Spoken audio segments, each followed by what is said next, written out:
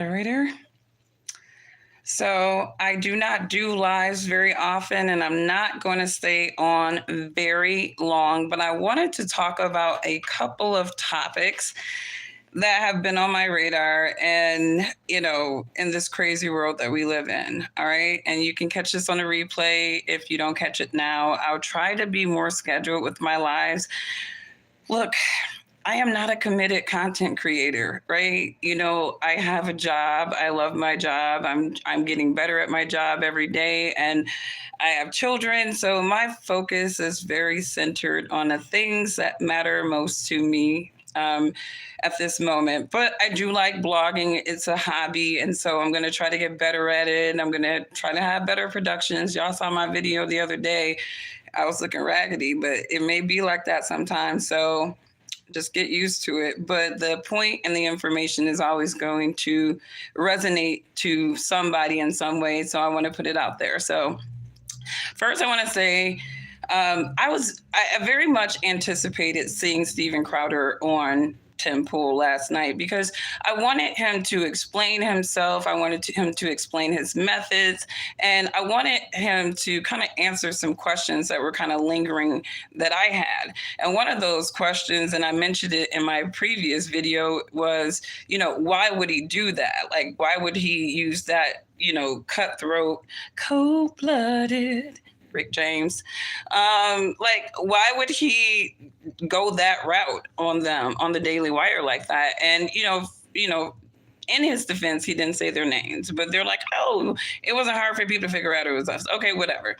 But off of that, though, I thought that it was interesting that he put out some receipts that kind of explained where that whole friendship story was kind of maybe a little, false or a little shaky. Because, again, even I question, I'm like, weren't they just doing something midterms? Like now they beefed out like this degree? Like what happened? Well, of course, he felt like, the Daily Wire poaching his talent and just giving him a deal that he thought was disrespectful. And, yeah, you can make the argument that it was a term sheet. He could have went to his lawyer and negotiated it just like everybody else at the Daily Wire negotiated, their terms. And as I mentioned in my previous video, Dave Rubin was in talks with the Daily Wire. Tim Pool himself was in talks with the Daily Wire. So you have all these conservative content creators who at some point were in talks with the Daily Wire. And for whatever reason, they decided to walk away. And they're not the only independent content creators that walked away from a contract or talks to be in a contractual relationship with the Daily Wire. But, here's the thing. It was kind of revealing, a lot of people who you think are just, they're super smart, they're super this, they're super that. It's like, some of them might have got played. Some of them will add a rationality to why they did something. But at the end of the day, they weren't able to do what Crowder is trying to help a lot of up and coming content creators do, which is be able to do it by yourself, have that sense of autonomy and, be able to own the rights to your stuff. So with that being said, sorry, I just drank some pop. So I feel like I want to burp, but I want to do that on camera. With that being said, I felt like, his presence on Tim Pool was almost disappointing. You could tell that he was really nervous to be there. You could tell that he was sitting around a table with people who didn't necessarily agree with his approach and what he did. But he had that conversation. I think he did stand on what he felt like were his principles. And I think that his principles definitely resonate to a lot of independent content creators. I mean, and even just how some of these numbers are freaked to get the algorithm to notice your content and even advertise your content. It's crazy. It's like the little guy really doesn't have a lot of chance or opportunity in this game. But, we'll see. I am definitely, interested in taking my content to the next level. Enough people leech off of my content that I feel like it should be next level. But I definitely want my autonomy. I don't want to be sold. I actually like to stay unaffiliated. If the more unaffiliated you are, when things like this happen, you don't have to feel like you're stuck between a rock and a hard place. And it's interesting that some people in a conservative circle, they actually feel like they're stuck between a rock and a hard place. It's like, oh, I like the Daily Writer, but I like Steven Crowder too. It's like, their beef has nothing to do with the content that they produce that you enjoy. So, keep supporting both of them, if they align with your beliefs, right? I think that a lot of the conversations, though, that Steven Crowder did put on the table really did sort of put into question the integrity of certain conservative circles and, them showboating narratives and showboating, certain ideas, and then them turning around and being sort of an agent or even, submissive to some of these ideas for the sake of the almighty dollar. And that's really how all revolutions go, guys, right? If somebody can be bought, if somebody can be compromised by the almighty dollar, the revolution doesn't really work. You know what I mean? And so I think, with this whole conservative movement, I got off the train of the conservative movement. I did. It was just a lot of fruity things going on. I knew I didn't want to commit to being a Republican, right? I knew I did not want to be a Republican, and I definitely don't want to have anything to do with the Democratic Party. But it was like the conservative movement, they work on really good talking points, but, in execution, strategy, consistency, and even the realness of some of the faces in the movement, it will leave you like sort of, contradicting, with that contradictory feeling as well. And so, that gets into my next topic. When I first joined the conservative movement, one of the faces that really, popped out to me was Candace Owens. I bought her book and I'm like, okay, here's a young lady who gets it, and, I listen to Thomas Sowell, Walter Williams. I love Shelby Stills. I'm a financial advisor. So outside of those Black economists, I also am a huge fan of Milton Friedman. So, it's one of those things where you can talk about, we can all talk on observation. We can all talk on either our organic experience, or we can talk on the experience of somebody else and present it as our own, whatever. But my whole point is with Candace Owens, after a while, she became more like a conversation leech than somebody who was really intellectually stimulating to me. Yeah, she impressed the people that she impressed because for some reason, some of the people that she gravitated to had a disassociation of Black people, in my opinion, to intelligence, right? Because even some of her followers were followers of mine on LinkedIn as well. And they would say little things. And, I would say, and instead of me saying things, I'd be like, I would question why you think this way. And so they'd be like, wow, Angie, you're so intelligent. And it's like, why are you acting so shocked? Thanks. Thank you. I want you to attribute intelligence to Black people as well, because we are intelligent as well. Don't let some of these fools out in the mainstream fool you. What my brother say? There's Black people and then there's Negroes. Don't confuse all of us for the Negroes, all right? Some of us do have intelligence. We know how to make sense of things and we have common sense. But getting back to Candace Owens, over time, I really got cold with her. I just really became not a fan of hers for several different reasons. How she articulated about Black individuals. We gonna get to that. How she articulated to Black individuals. How she talked at Black people instead of to us. And, I had a lot of white people like, why don't more Black people listen to Candace Owens? It's like, because they don't resonate with that.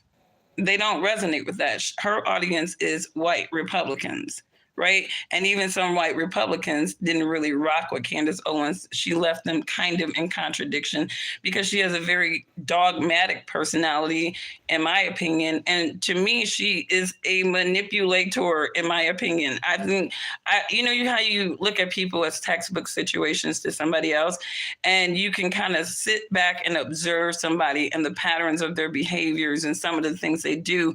And you can be like, you know what? This is a manipulating person. She's been able to fool a lot of people, but she's a manipulator to me, in my opinion, from my observations. And, you know, I had to step back and I just kind of dismissed her a little bit. I didn't really pay attention to Candace Owens. And then, you know, she would come in my feed sometimes and I would hear what she would say about Black people and it just be like, okay, whatever. You know, then she did the White Lives Matter thing. I'm like, whatever. You know, I don't rock with that. I don't care about, you know, Candace Owens is a blackface to me. She talks about blackface. She used conscious Black conservatives talking points, how we talk. She's a blackface to me too. She's like a reverse psychology project for the Republicans. But Nicole Arbour, she recently brought up an incident. And where's my water at? Shoot. Didn't bring it. She recently brought up the incident with Nicole Arbour, with Candace Owens and being on her show. And I actually did a blog and I was talking to one of my friends about alpha females and beta females, and we brought up that incident. And I was saying, you know, it seemed like to me, Candace brought Nicole on that show to chew her ass out about whatever Nicole said about her in her Instagram feeds. And Nicole was making the point of, well, the topic was not about Candace Owens. It was about cancel culture and how conservatives should not be using cancel culture as a mechanism against cancel culture, which I agreed with 100%. I agree with that 100%. It was disgusting. When I saw the cancel Chrissy Teigen, I'm like, this is such contradiction. And that was really made me start feeling really weird about the conservative movement. Like, this is not for me. I'm just going to get in the independent zone and just not be loyal to any of this stuff. Because, you know, to me, you're not going to sit here running around with contradictions and expect for me to be following you. So on that show, you know, Candace pretty much gave it to her. And, you know, us as the viewers, we could only see what was cut for us to see. But Nicole recently did a video where she basically showed us the other part of that conversation, which made it make more sense. And the narrative that Nicole painted in terms of Candace essentially setting her up to get chewed out on her show. That's what it sounded like to me. Nicole delivered that as if Candace Owens literally set her up to come on her show so that she can chew her out, skew her words, make herself kind of look like a victim in a way. You talked about me, you said this, blah, blah, blah, blah, blah. And, you know, when you look at that exchange, it kind of takes you back to Candace Owens' exchange with Blair White. And you realize, number one, Candace Owens cannot argue. She cannot argue. She is hyper emotional and she's literally arguing like with liberal emotions. Yeah, she has common sense. She can make common sense points, but she doesn't have emotional control. And so when people are talking about, oh, I'd be worried about somebody arguing with Candace Owens, it's like Candace Owens knows who to argue with. She knows who to argue with. She goes after these beta type people who are not going to give it to her. Blair White actually gave it to her. Blair White really hung in that debate really good. And she literally had Candace Owens looking uncomfortable because she couldn't really justify, you know, that doxing site that she said wasn't really a doxing site or whatever, but it ended up having people doxed. You know, like she wouldn't stand down that in terms of backing down and really owning, you know, what something like that would do. And it's like, you know, she wants to come off as this strong, intelligent, super Christian person. But to me, I feel like Candace Owens is what my grandmother would call a snake in the grass. She's a snake in the grass. And yeah, she's going to be cool with everybody because it's almost like she's self-preserving herself in a way doing that. Like it's to me, it's almost like the self-preservation mechanism of a manipulating narcissist, which I personally believe that Candace Owens is in many regards.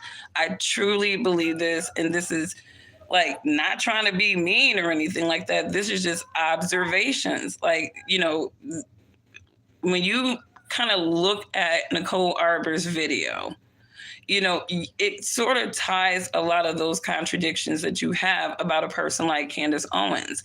I don't think she's a really pleasant person.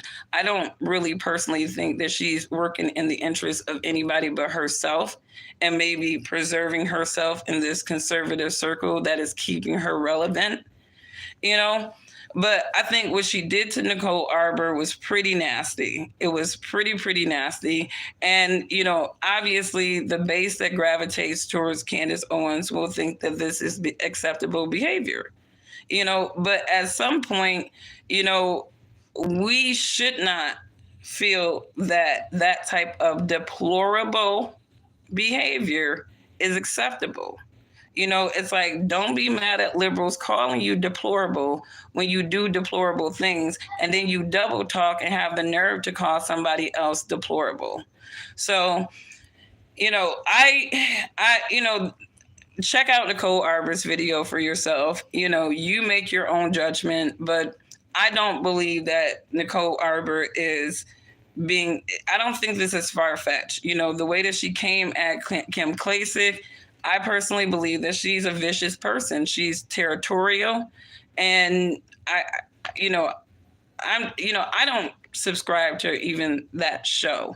But one thing I hate is when people try to make Candace the voice for Black people. It's like, please, she is the voice for Republicans. She is a Black voice for the Republican Party. She is not a Black voice for Black Americans in general. She is a Black face that talk about Black issues.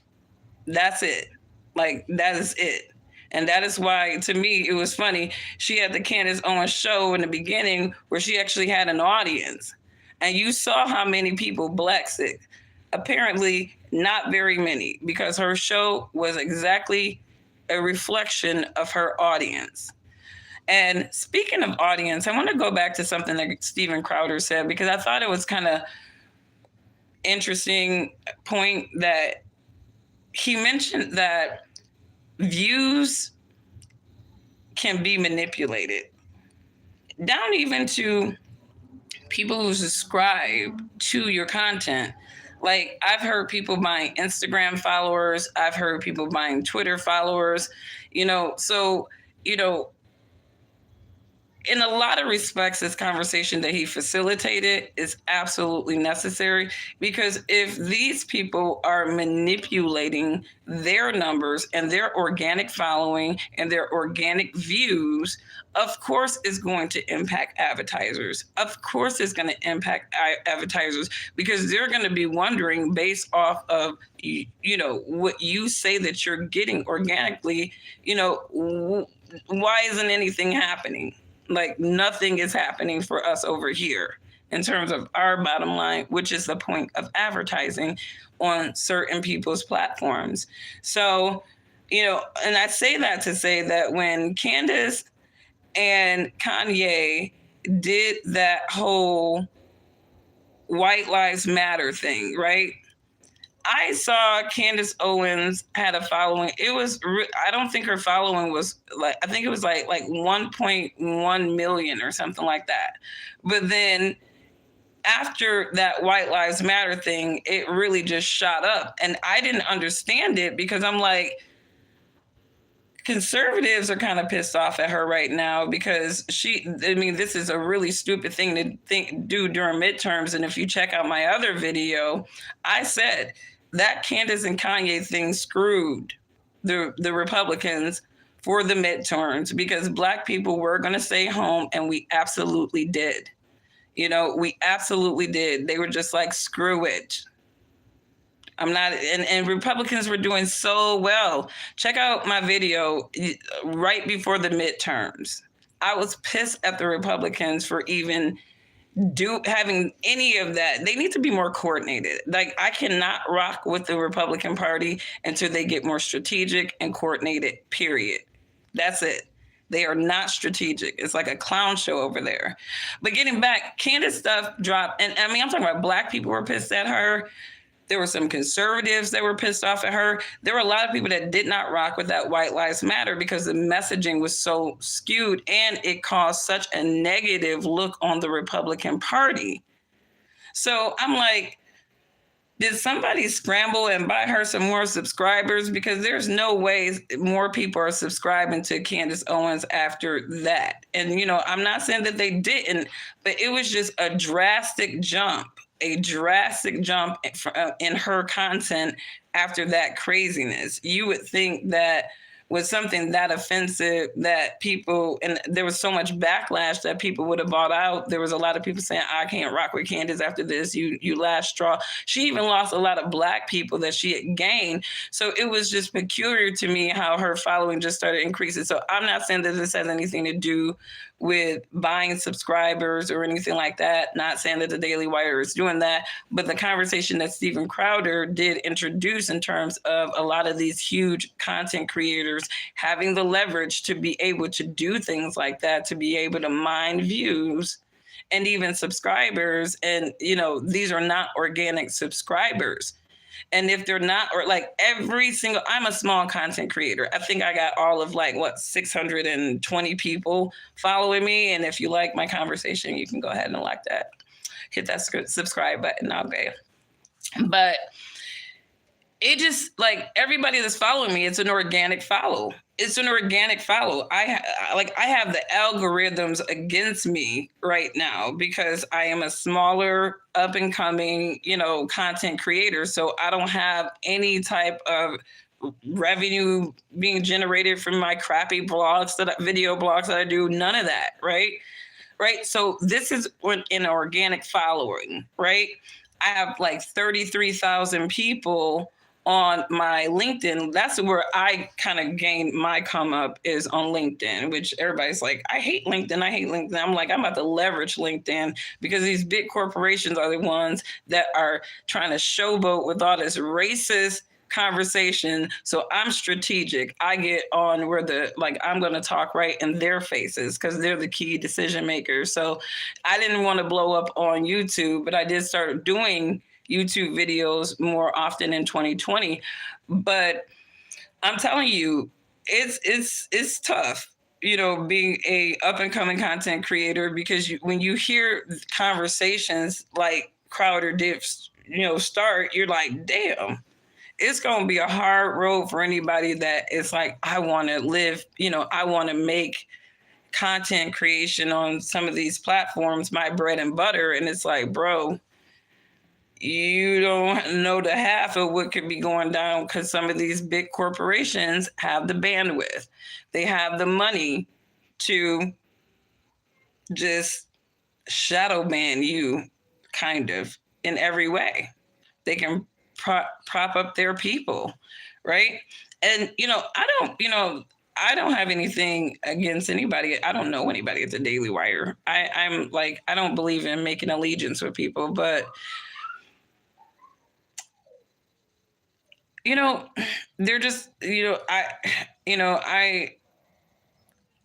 am not a huge fan of the Daily Wire. I'm just not. There's just something, and it's not all of them. It's just some of them. And I don't want to be specific. They irk me. They don't seem real.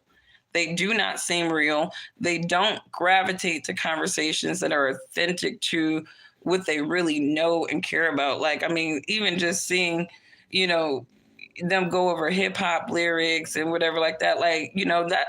First of all, hip hop is funded by Jewish people, Ben Shapiro. So if you got a problem with hip hop, go talk to your people.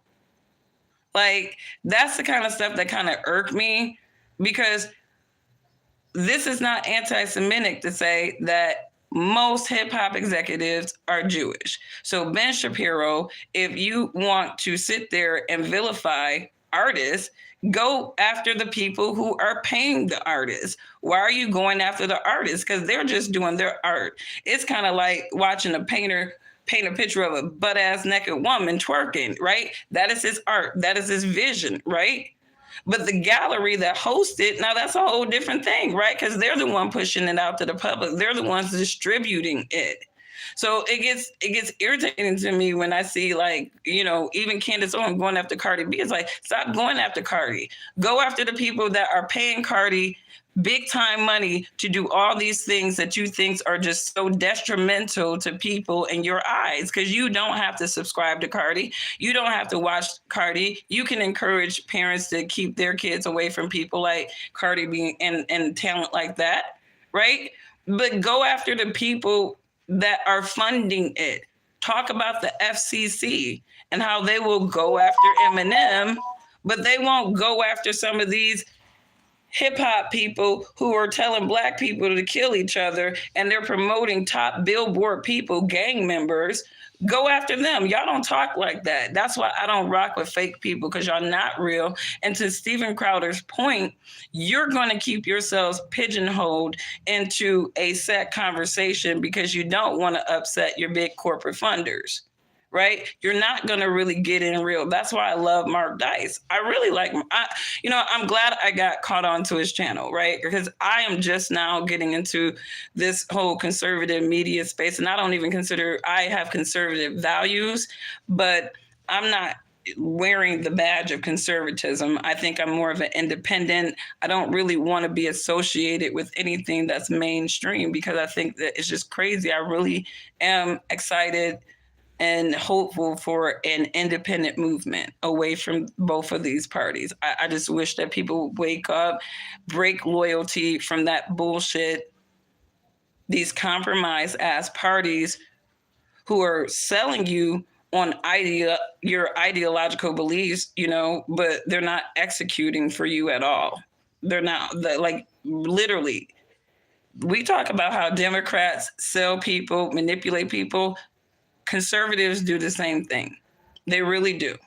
And so I'm glad that Crowder kind of did it. Sucks that he did it in the way that he did, but it's time for a weed out. And I think a lot of people that are like gonna be more Team Crowder, I can imagine a lot of these people eventually moving towards the independent space too. Because conservatism to me has been defiled by rhinos. Even people who call people rhinos are rhinos. And Crowder just exposed that.